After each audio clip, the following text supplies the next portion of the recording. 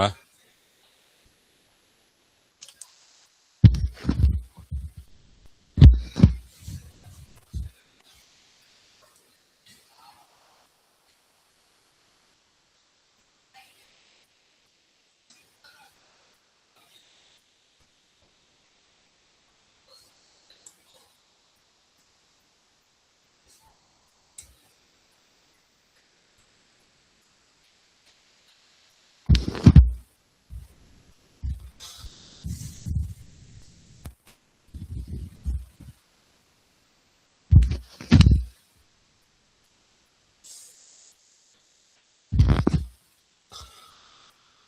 चला, आले का सर्व?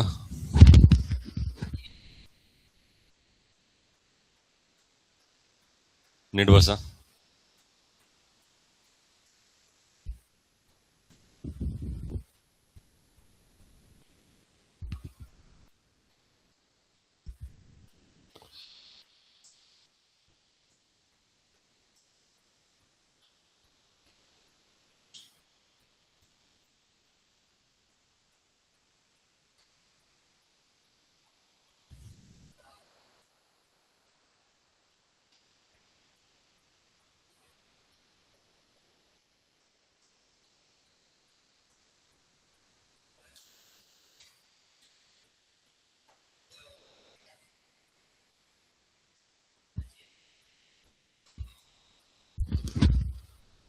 चला, लक्ष द्या इकडं.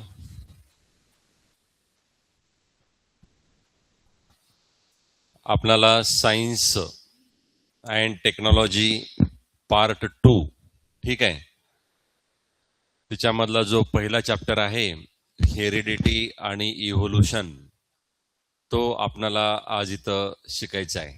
ठीक आहे. पार्ट 2 मधले जेवढे काही चॅप्टर असतील, ठीक आहे, ते पूर्ण मला कव्हर करायचे आहेत सगळे. ठीक आहे. Yes, come in. तिथे घे.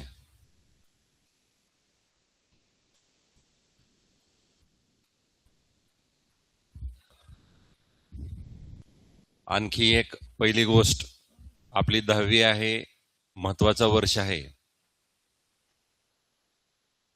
शिकवत असताना 100% लक्ष आपलं समोर असलं पाहिजे.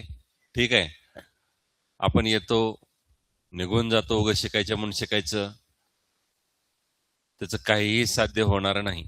ठीक आहे. खरंच तुम्हाला शिकायचं असेल प्रामाणिकपणे, ठीक आहे, तर 100% लक्ष द्या. कुठलाही घटक असं राहणार नाही जे की तुम्हाला समजलं नाही. ठीक आहे. 9वी मध्ये ठीक होतं, चाललं आपलं, पण 10वी मध्ये अभ्यास तुम्हाला करावा लागेल बाळांनो. ठीक आहे. बिना अभ्यासाचं जमणार नाही. आणि शिकवत असताना मध्ये गोंधळ अजिबात जमणार नाही. पहिली गोष्ट. ठीक आहे. जिथं जो काय तिथं ठीक आहे, तेवढ्यापुरतं तेवढं समोर लक्ष द्यायचं, लगेच पटकन. इकडे टेका देऊन कोण बसायचं नाही. सर इकडे इकडं. शांत बसलात तर 100% तुम्हाला नॉलेज जबरदस्त भेटल. गोंधळ केलात काही खरं नाही मग. ठीक आहे. सायन्स मधला पार्ट 2 मधला जो पहिला चॅप्टर आहे,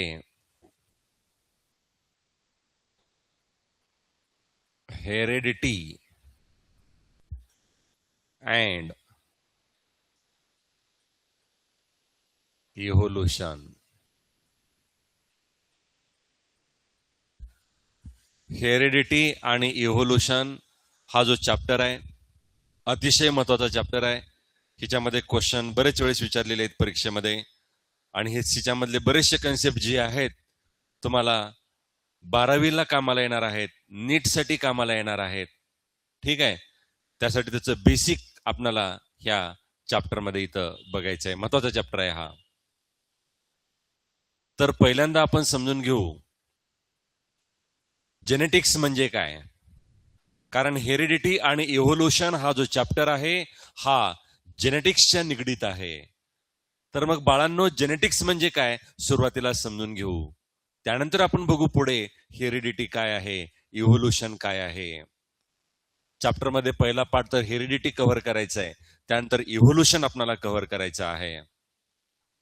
तर समजून घ्या जेनेटिक्स म्हणजे काय.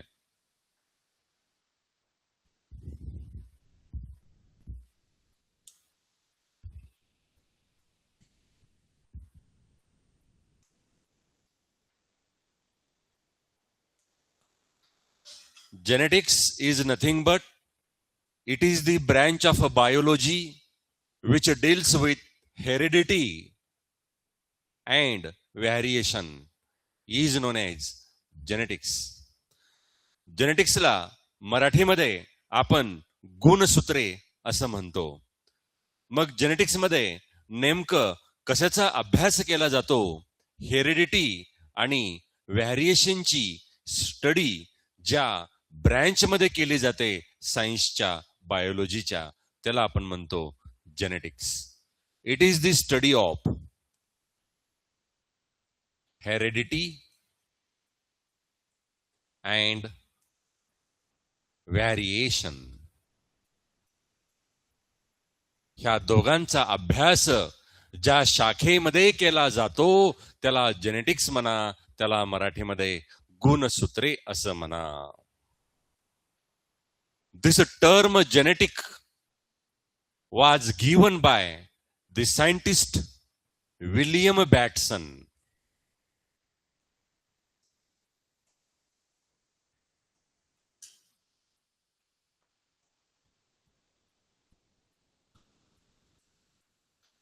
इकडे लक्ष द्या. विलियम बॅटसन हा जो सायंटिस्ट आहे, ह्या सायंटिस्टनं जेनेटिक्स हा टर्म कॉइन केलेला आहे, गिवन केलेला आहे. But the father of genetics is Gregor Johann Mendel. नाव ऐकलं असाल तुम्ही, ग्रेगर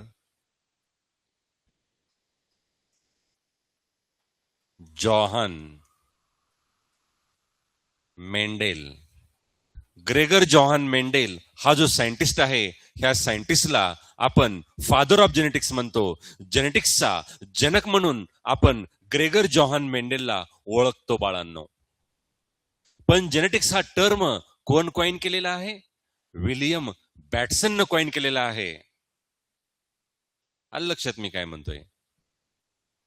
आणि study of heredity and variation is known as genetics. आणि हेरिडिटी आणि व्हॅरिएशन ह्या दोघांचा अभ्यास ज्या ब्रँच मध्ये केला जातो त्याला आपण जेनेटिक्स म्हणतो बाळांनो. तर चला आपण समजून घेऊया हेरिडिटी म्हणजे काय, त्यानंतर आपण समजून घेऊ व्हॅरिएशन म्हणजे काय. ह्या दोघांकडे पण आपल्याला यायचं आहे. The process of transmission of characters from one generation to the another generation is known as heredity. Heredity ही एक प्रक्रिया आहे, हिच्यामध्ये कॅरेक्टर्स जी आहेत, गुणधर्म जी आहेत, एका पिढीमधून दुसऱ्या पिढीमध्ये काय होतात? ट्रान्समिट होतात. त्या प्रक्रियेला आपण हेरिडिटी म्हणतो. काय म्हणतो? हेरिडिटी. हेरिडिटीला आर मध्ये दुसरी एक डेफिनेशन आहे, the process of transfer of characters from parents to their offsprings is known as heredity. असं पण म्हणू शकता. पॅरेंट्स कडून ऑफस्प्रिंग कडे जेव्हा कॅरेक्टर, गुणधर्म ट्रान्समिट होतात तेव्हा त्या प्रक्रियेला आपण हेरिडिटी म्हणतो. अशा पद्धतीनं हेरिडिटीची दोन डेफिनेशन तुम्हाला मी सांगितलेलं आहे. दोन पैकी एक जरी लक्षात ठेवलात तरी चालेल बाळांनो. ठीक आहे, एक minute.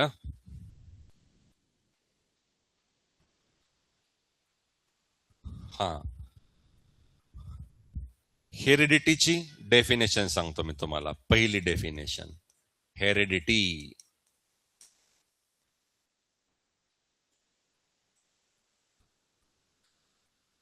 the process of transfer of characters from one generation to another generation is known as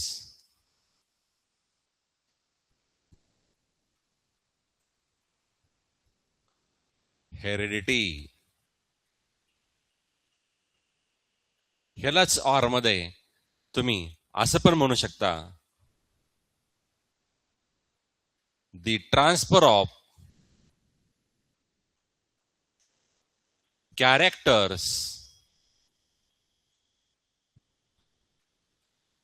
from parents to their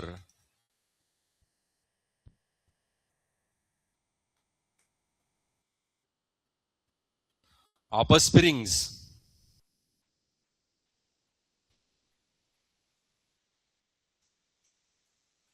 is known as heredity. कुठलीही एक डेफिनेशन पाठ तुम्ही केलात तरी चालतंय. हेरिडिटी ही एक प्रक्रिया आहे, हिच्यामध्ये गुणधर्म ट्रान्समिट होतात एका पिढीमधून दुसऱ्या पिढीमध्ये. किंवा हेरिडिटी हिच्यामध्ये काय होतं, पॅरेंट्स मधले, आई वडिलांमधले गुणधर्म ऑफस्प्रिंग म्हणजे मुलामध्ये ट्रान्समिट होतात. पॅरेंट्स कडले गुणधर्म ऑफस्प्रिंग मध्ये म्हणजे मुलांमध्ये ट्रान्समिट होणे, त्या प्रक्रियेला हेरिडिटी म्हणा. किंवा एका पिढीतून दुसऱ्या पिढीमध्ये कॅरेक्टर ट्रान्समिट होणे, त्याला हेरिडिटी म्हणा. ह्या दोन्हीपैकी एक जरी डेफिनेशन तुम्ही सांगितलात तरी चालेल, काय अडचण येणार नाही. आणि महत्वाचं पॉइंट, दिस heredity also known as inheritance.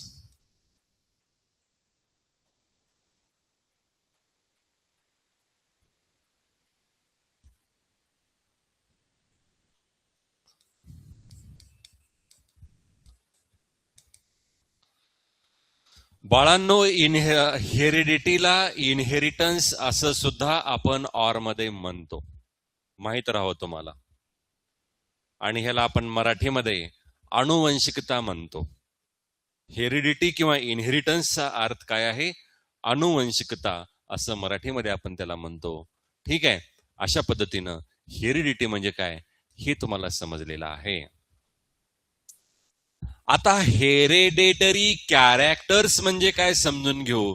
ह्या चॅप्टर मध्ये हे कन्सेप्ट कळणं खूप गरजेचं आहे.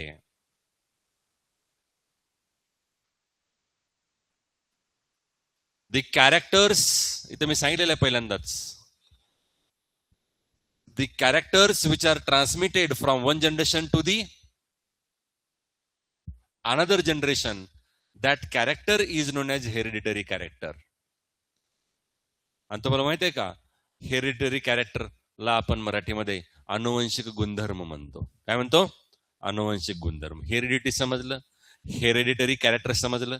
The character transmitted from one generation to another generation is called as hereditary character. And that hereditary characters are transmitted from one generation to the another generation with the help of a gene. एका पिढीमधले गुणधर्म दुसऱ्या पिढीमध्ये transfer केले जातात. कशाद्वारे? जीनद्वारे. जीनद्वारे बाळांनो.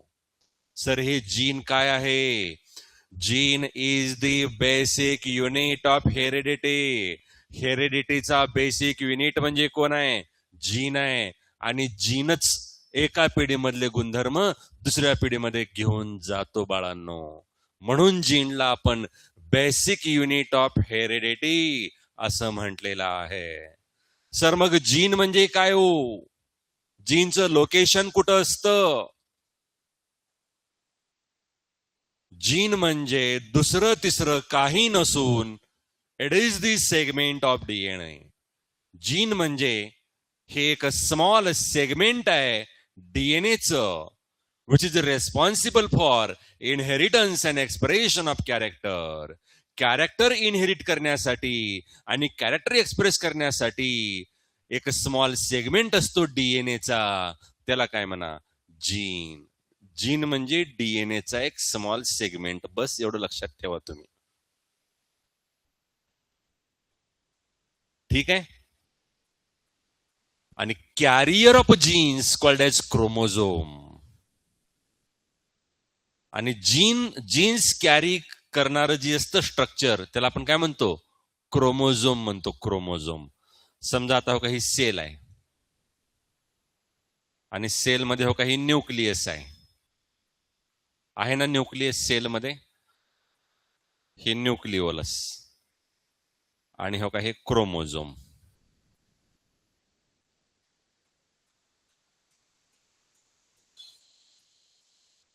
ह्याला म्हणायचं क्रोमोझोम.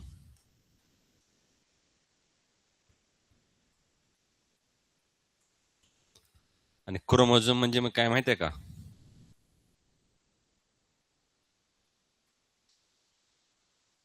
डीएनए. क्रोमोझोम म्हणजे काय असतो? एक लॉंग डीएनए असतो. काय असतो? Long DNA. आणि ह्या क्रोमोझोम वरती हे का असे सेगमेंट असतात. हे का असे, हे लाल कलरचं दाखवतं का मी तुम्हाला? त्या सेगमेंटला म्हणायचं जीन. त्याला काय म्हणायचं? जीन. जीन म्हणजे क्रोमोझोम वरती असलेलं एक स्मॉल सेगमेंट. कशाचं? डीएनए. क्रोमोझोम म्हणजे पण डीएनएच आहे आणि जीन म्हणजे पण डीएनएच आहे. एवढं लक्षात ठेवा तुम्ही. फक्त फरक एवढंच आहे. क्रोमोझोम म्हणजे काय? लॉंग डीएनए आहे. कसा डीएनए आहे? लॉंग डीएनए आहे. आणि जीन म्हणजे काय? स्मॉल सेगमेंट ऑफ डीएनए आहे. क्रोमोझोमचा सगळाच पार्ट काही कॅरेक्टर ट्रान्समिट करण्यासाठी मदत करणार नाही.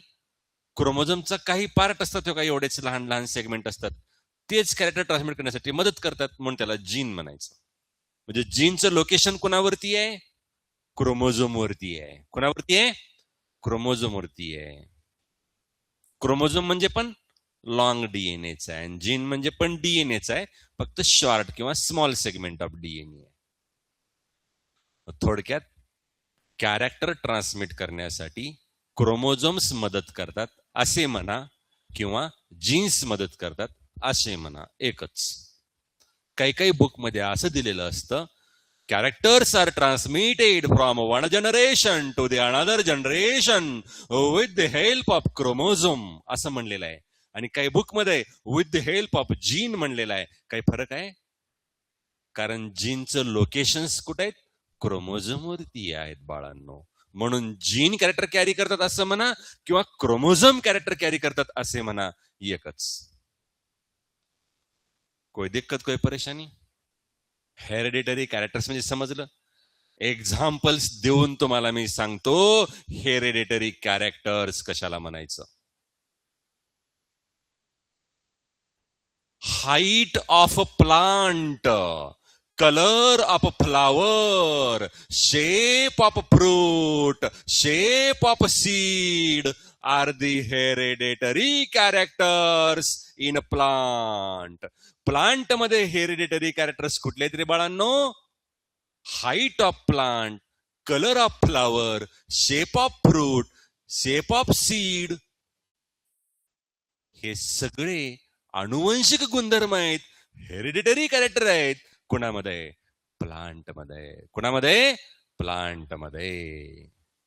Height, colour of skin, colour of eyes, shape of nose, shape of hairs are the hereditary characters in human. Human मध्ये कोणते हेरिडिटरी कॅरेक्टर्स आहेत रे? Colour of skin, colour of eyes, shape of nose, shape of hair, height, हे अनुवंशिक गुणधर्म आहेत. कोणामध्ये? Human मध्ये. कर्वड टेल, वाकडा शेपूट. Curved tail is the hereditary character in a dog. In dog. Dog मध्ये एक हेरिडिटरी कॅरेक्टर आहे. कोणता? Curved tail. कोई दिक्कत? अशा पद्धतीनं आपणाला समजलं आनुवंशिक गुणधर्म म्हणजे काय, किंवा हेरिडिटरी कॅरेक्टर म्हणजे काय, हे आता आपल्या लक्षात आलेलं आहे एक्झाम्पल्स द्वारे. आणि असे आनुवंशिक गुणधर्म एका पिढीमधून दुसऱ्या पिढीमध्ये जाण्याच्या प्रक्रियेला हेरिडिटी म्हणा किंवा इनहेरिटन्स म्हणा, एकच बाळांनो. कोई दिक्कत? ओके. अशा पद्धतीनं आपण बघितलं जेनेटिक्स मध्ये हेरिडिटीचा आणि व्हॅरिएशनची स्टडी केली जाते. मग हेरिडिटी म्हणजे काय आपण समजून घेतलो. आता काय बघू आपण? व्हॅरिएशन म्हणजे काय?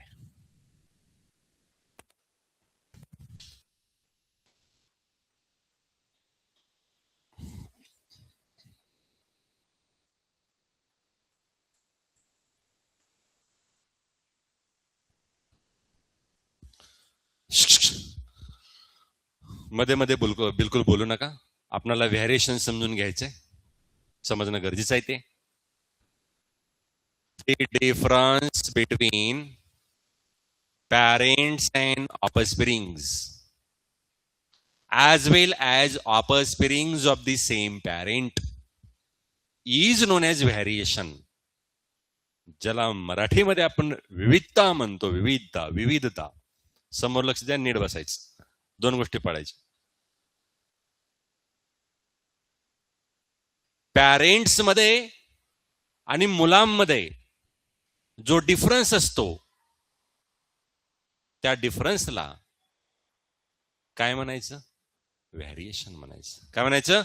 व्हॅरिएशन. इकडं लक्ष द्या. पॅरेंट्स मधले बरेचसे गुणधर्म जी आहेत त्या ऑफस्प्रिंग मध्ये असतात. Offspring shows some of the similar character to their parent, but some character are different from the parent. Offspring जी आहेत ना, ते पॅरेंटचे काही गुणधर्म दाखवतात सारखे, पण काही गुणधर्म वेगळे दाखवतात. त्यालाच आपण व्हॅरिएशन म्हणायचं. आता बघा तुम्ही, आपले पॅरेंट्स, आई वडील आणि आपण एक्झॅक्ट सेम आहोत का? थोडा ना थोडा फरक आहेच. काय आहे? थोडा ना थोडा डिफरन्स आहेच. आई वडिलांमध्ये आणि मुलामध्ये थोडा ना थोडा डिफरन्स आहेच. त्या डिफरन्सलाच काय म्हणा? व्हॅरिएशन. काय म्हणा? व्हॅरिएशन. तसंच फक्त पॅरेंट्स आणि ऑफस्प्रिंग मधलंच म्हणत नाही मी तुम्हाला. आणखी काय म्हणतो डेफिनेशन मध्ये? Offsprings of the same parent म्हणतोय. म्हणजे काय? सेम पॅरेंटची जी ऑफस्प्रिंग आहेत, for example brother, sister brother sister, ह्यांच्यामध्ये पण काय आहे? थोडा ना थोडा डिफरन्स आहेच. त्याला पण काय म्हणा? व्हॅरिएशन म्हणा. त्याला पण काय म्हणा? व्हॅरिएशन म्हणा. फक्त आयडेंटिकल ट्विन्स सोडलं तर. कोण सोडलं तर? आयडेंटिकल ट्विन्स असतात बघा, आयडेंटिकल ट्विन्स, ते जरा सारखे असतात. ते जर सोडलं तर तुम्ही बाकीचे ब्रदर सिस्टर ब्रदर सिस्टर बघा, काय असतो? फरक असतोच. सारखेपणा असेल काही बाबतीत, पण काही बाबतीत काय? फरक आहेच. त्या फरकाला, त्या डिफरन्सला काय म्हणायचंय? व्हॅरिएशन म्हणायचं.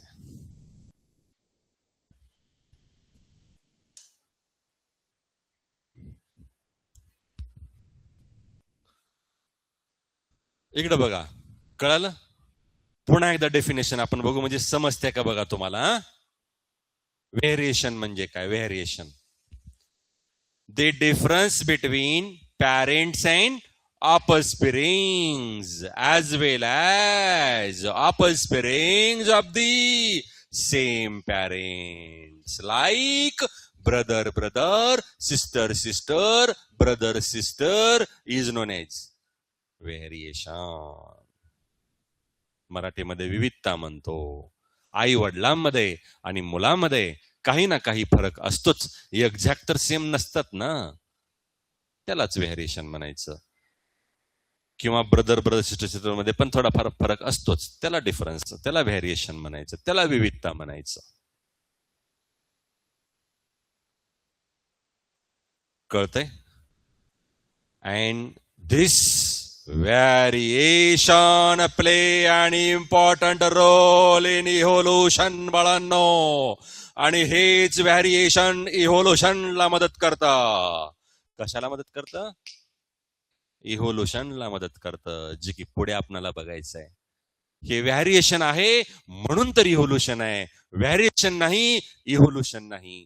म्हणून variation plays an important role in evolution. Evolution variation मुळेच होतंय. इव्होल्युशन बघलेलो आम्ही, पण कशामुळं इव्होल्युशन होतं? व्हॅरिएशन मुळे इव्होल्युशन होतं, हे बघणं गरजेचं होतं. म्हणून व्हॅरिएशन म्हणजे काय हे आपण शिकलेलं आहे.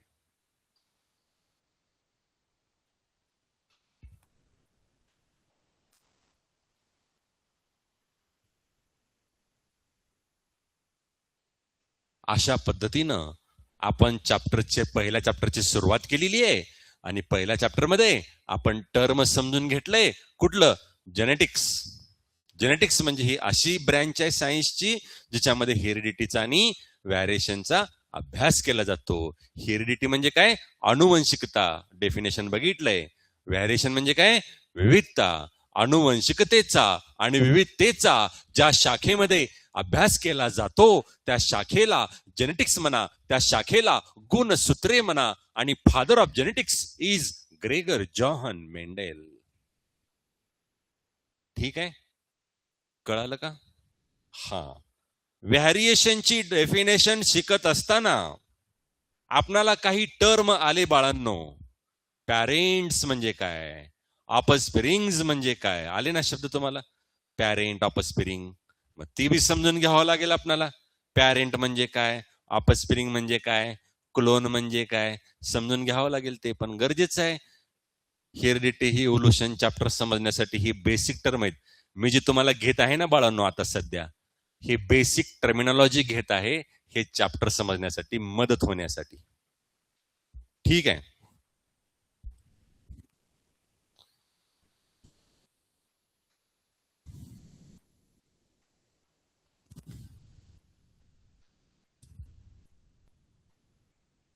व्हॅरिएशनचं कळालं आता?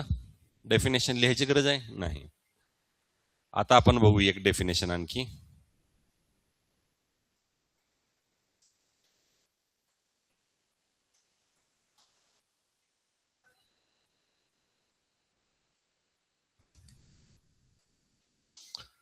इकडं लक्ष द्या.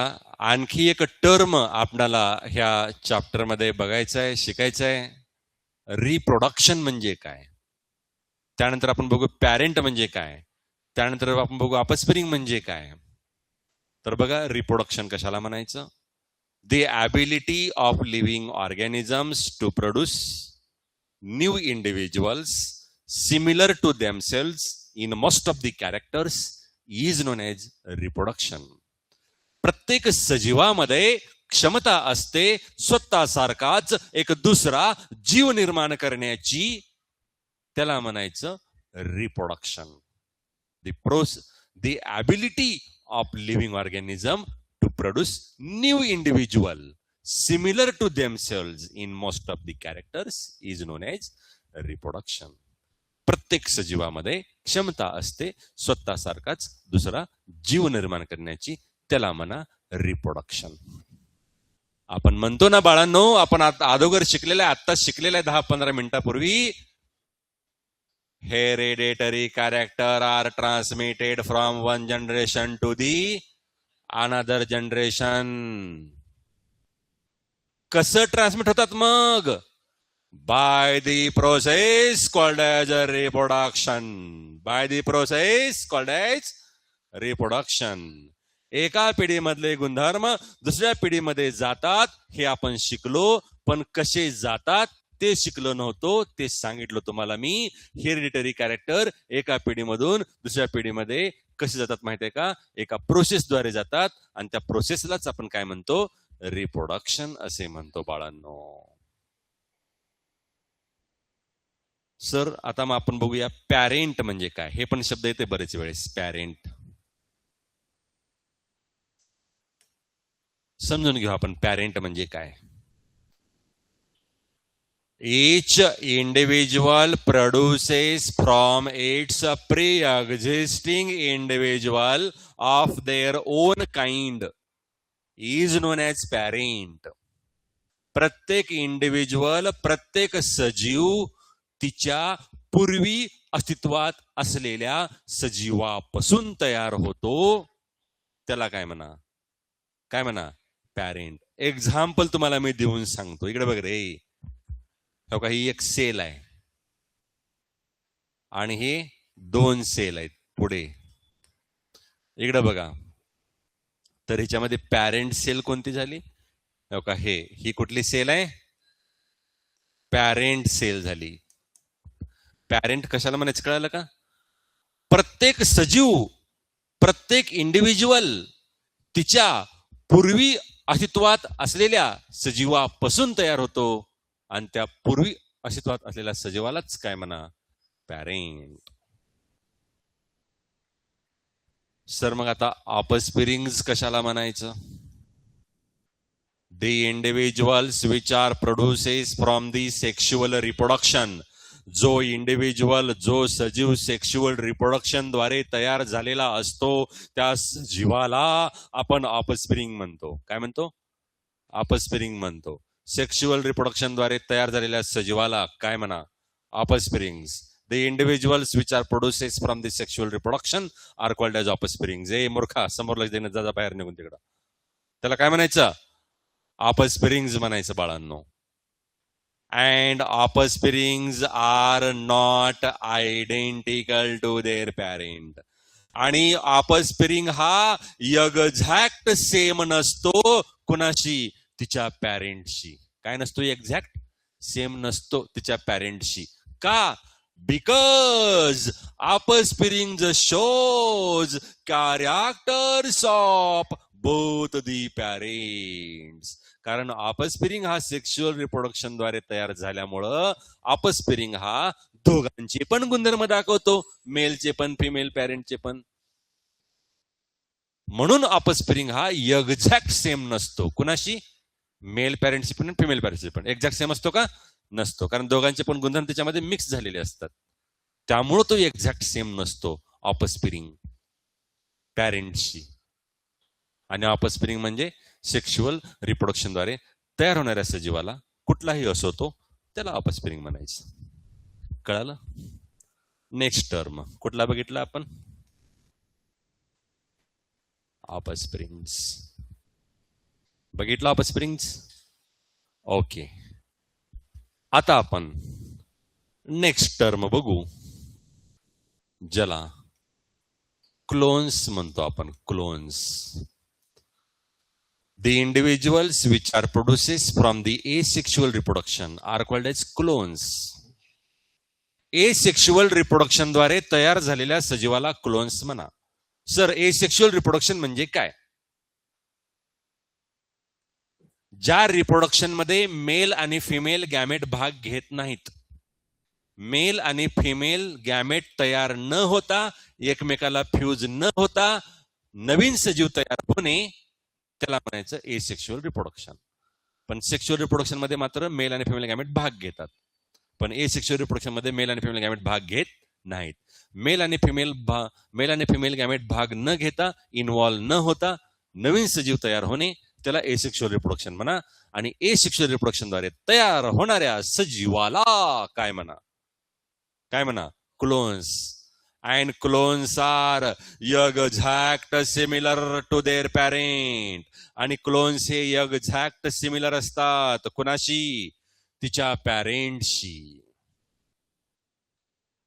आलं लक्षात मी काय म्हणतोय? फॉर एक्झाम्पल तुम्हाला मी सांगतो.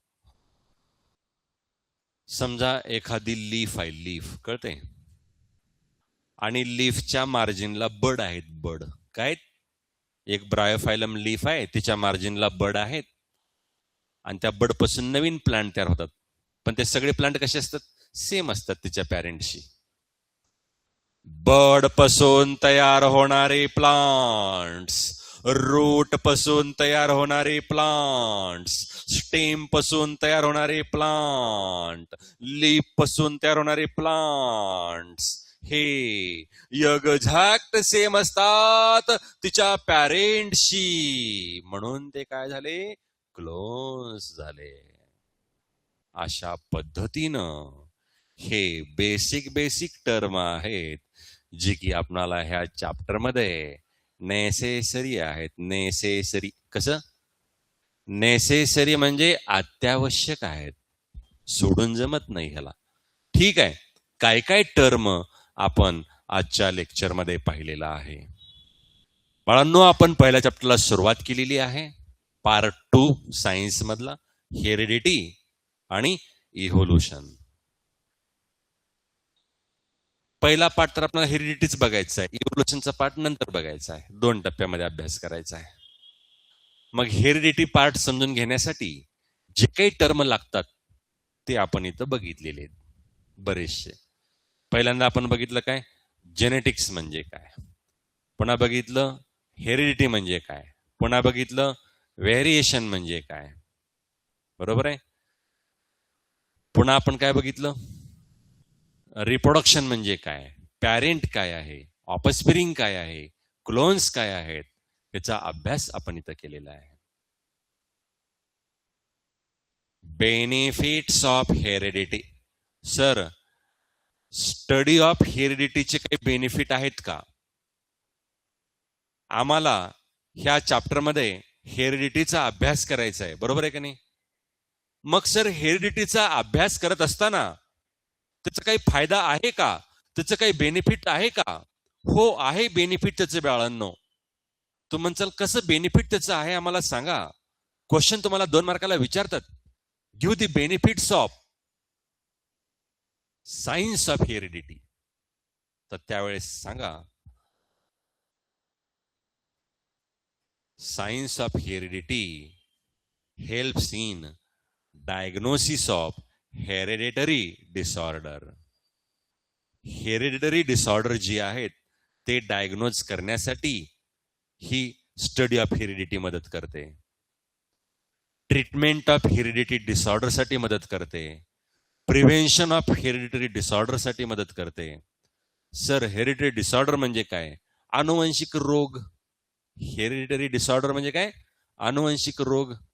आनुवंशिक रोगाचं निदान लावण्यासाठी, आनुवंशिक रोगावर ट्रीटमेंट करण्यासाठी, आनुवंशिक रोग होऊ नये म्हणून काळजी घेण्यासाठी हे स्टडी ऑफ हेरिडिटी मदत करताय. हायब्रिड व्हरायटी ॲनिमलची, प्लांटची तयार करण्यासाठी सायन्स ऑफ हेरिडिटी मदत करतो. इंडस्ट्रियल प्रोसेसेस मध्ये सायन्स ऑफ हेरिडिटी मदत करतो. आनुवंशिक रोगाचे निदान लावण्यासाठी, आनुवंशिक रोगाचं ट्रीटमेंट करण्यासाठी, आनुवंशिक रोग होऊ नये म्हणून काळजी घेण्यासाठी, प्लांटची, ॲनिमलची हायब्रिड व्हरायटी तयार करण्यासाठी, इंडस्ट्रियल प्रोसेसेस मध्ये, अशा बऱ्याच ठिकाणी सायन्स ऑफ हेरिडिटीचा बेनिफिट आहे. बेनिफिट बाळांनो, कळते मी काय म्हणतोय? ठीक आहे.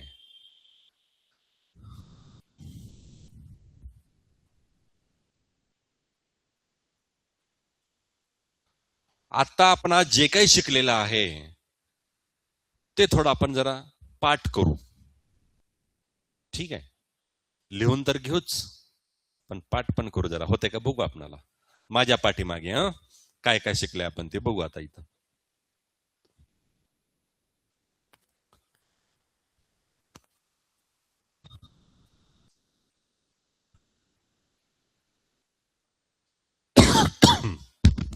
चला, the branch of,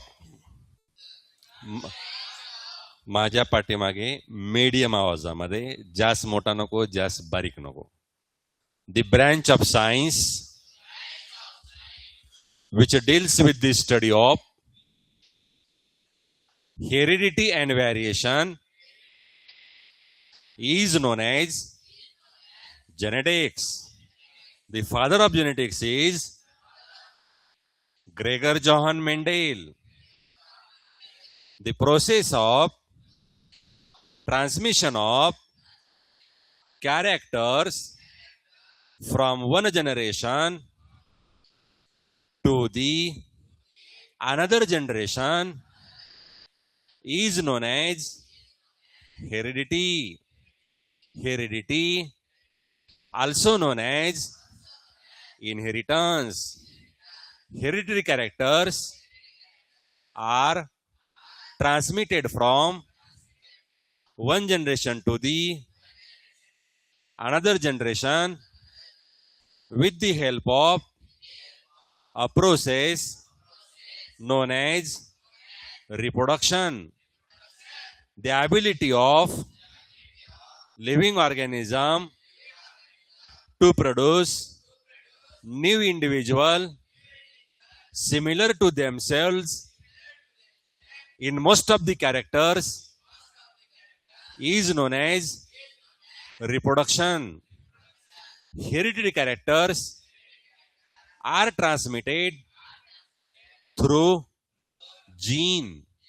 So gene is the basic unit of heredity. Location of genes are chromosome. Chromosome and genes, nothing but these are the DNA. Only difference is that chromosome is long DNA and gene is small fragment of DNA. Okay, ते बी म्हणावचं. हा, इकडे लक्ष द्या रे. आता parent म्हणजे काय समजून घेऊ. Each individual produces from its pre-existing individual of their own kind is known as parent. The individuals which are produces from sexual reproduction is known as offsprings. Offsprings are not exact similar to their parent because they shows characters of both the parents. The individuals which are produces from asexual reproduction are known as clones. Clones are exact similar to their parents. हळू आवाजामध्ये म्हणा, नाही तर वरीचा चाल. हळूहळू. हा, लक्ष द्या इकडे. आता अशा पद्धतीनं आपण मध्ये मध्ये बोललो का रे. आता हे जी बेसिक टर्म आहेत आपल्याला इथं लागणारे ते बघितलेलं आहे. मला सांगा, सेल माहित आहे, सेल मेम्ब्रेन माहित आहे, सायटोप्लाझम माहित आहे, सेंटरला काय असतो, न्यूक्लियस. आणि न्यूक्लियसच्या आतमध्ये थ्रेड लाईक स्ट्रक्चर असतं, त्याला क्रोमोझोम म्हणायचं किंवा डीएनए म्हणायचं. आणि त्या डीएनएचा अभ्यास, क्रोमोझोम डीएनएनच बनलेला आहे, जीन पण डीएनएनच बनलेला आहे. मग त्या डीएनएचा अभ्यास आपणाला नेक्स्ट लेक्चर मध्ये बघायचा आहे. डीएनएचा अभ्यास केल्यानंतर आरएनएचा अभ्यास करायचा आहे. आणि त्यानंतरच आपल्या चॅप्टर मध्ये एक कन्सेप्ट येतं, ट्रान्सक्रिप्शन, ट्रान्सलेशन, ट्रान्सलोकेशन. हे कन्सेप्ट आपल्याला मग तेव्हा समजतात, नाही तर अन्यथा समजत नाहीत. पाठ करून जमत नाही, पाठ करून लवकर विसरतंय. म्हणून नेक्स्ट लेक्चर मध्ये आपण डीएनए परत आरएनएचा अभ्यास करू, मग ट्रान्सक्रिप्शन, ट्रान्सलेशन, ट्रान्सलोकेशन हिच्याकडे आपण जाऊया. कुणाला काय अडचण नाही? ओके, चॅप्टरचं नाव टाका बाळांनो, वहीवरती चॅप्टरचं नाव टाका. Heredity and evolution.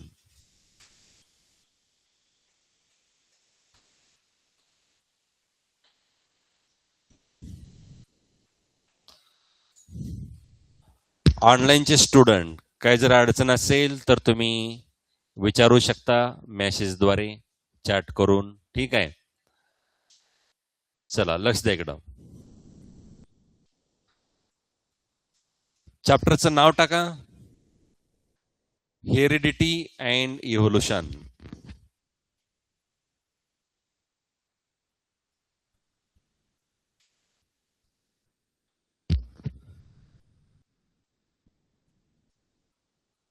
हेरिडिटी आणि इव्होल्युशन टाकलो का? हा,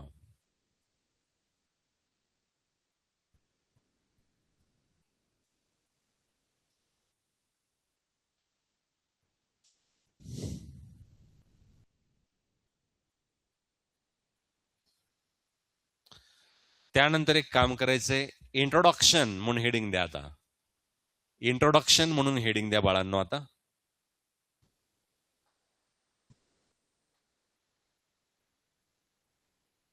दिलो का इंट्रोडक्शन हेडिंग?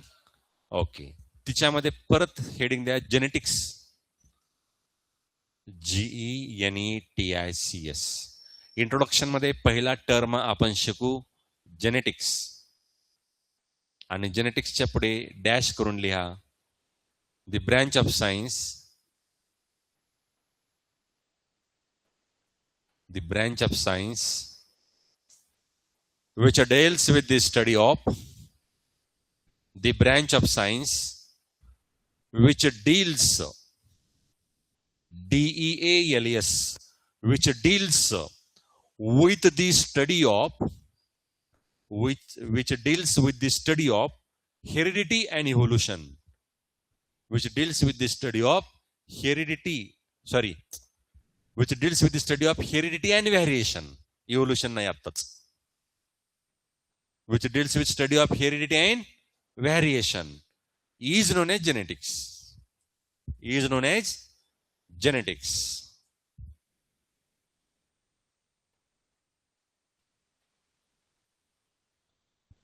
खाली लिहा हेरिडिटी आणि व्हॅरिएशनला अंडरलाईन करा जरा आधी. हेरिडिटी आणि व्हॅरिएशनला अंडरलाईन करा बाळांनो. हा खाली लिहा father of genetics is Gregor Johann Mendel. Father of genetics is काय? ग्रेगर. इथं आहे बघा, ग्रेगर जॉहन मेंडेल. लिहा father of genetics is Gregor Johann Mendel. ऑनलाईनचे स्टुडंट बोलत चला, काही समजत नसेल तर विचारत जावा. हा झालं जेनेटिक्सचं. आता खाली हेडिंग द्या हेरिडिटी. खाली हेडिंग द्या आता हेरिडिटी. हेरिडिटीलाच ऑब्लिक करा आणि लिहा इनहेरिटन्स. हेरिडिटीलाच ऑब्लिक करून लिहा काय? Inheritance.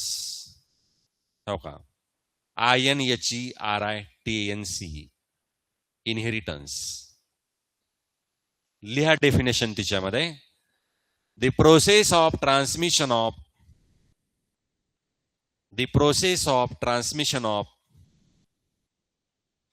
characters. The process of transmission of characters from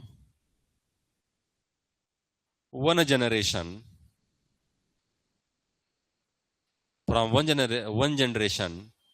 to the another generation.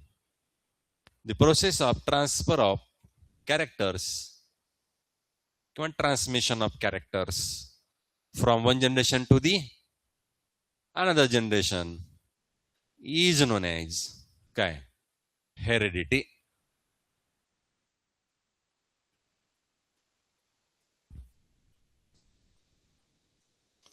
झालं का? आता व्हॅरिएशन टाका.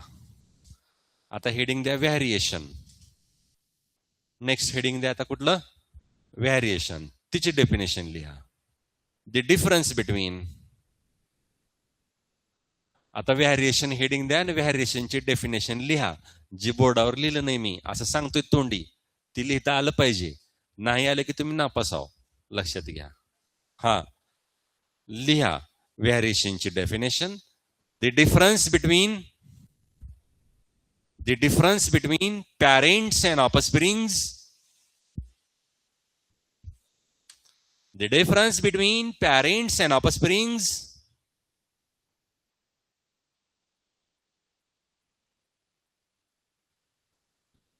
येस.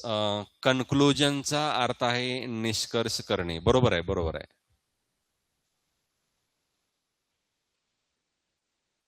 चला. Difference between parents and offsprings as well as offsprings of the same parent.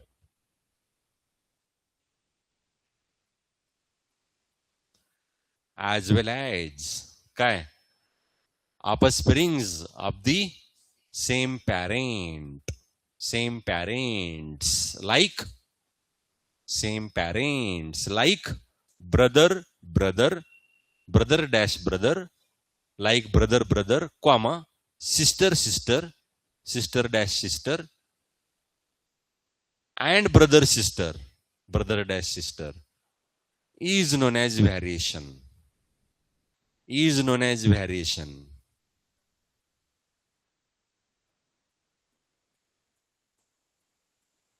आणि खाली लिहा variation play an important role in, आणि खाली लिहा variation play an important role in evolution,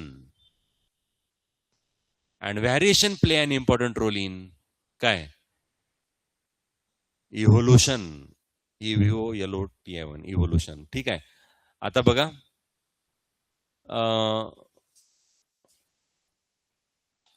हे डेफिनेशन दिलेलं आहे तुम्हाला मी. ठीक आहे. तर आजच्या लेक्चरमध्ये आपण इथं थांबू. बाकीचा भाग उद्याच्या लेक्चरमध्ये आपण शिकू. आणि एक सांगितलं लक्षात ठेवायचं, नवीसारखं अजिबात धिंगाणा करायचं नाही. नीट गपचूप येणे, व्यवस्थित बसणे, धिंगाणा अजिबात चालणार नाही. हा, समन्वय झाला तर विचारा, 100%. ठीक आहे. चला मग आपण इथं मीटिंग स्टॉप करू.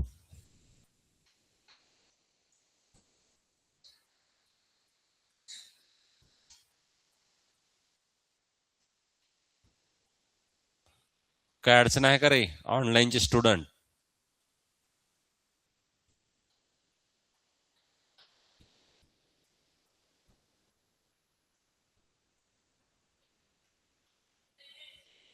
चला मग मीटिंग एंड करू आपण.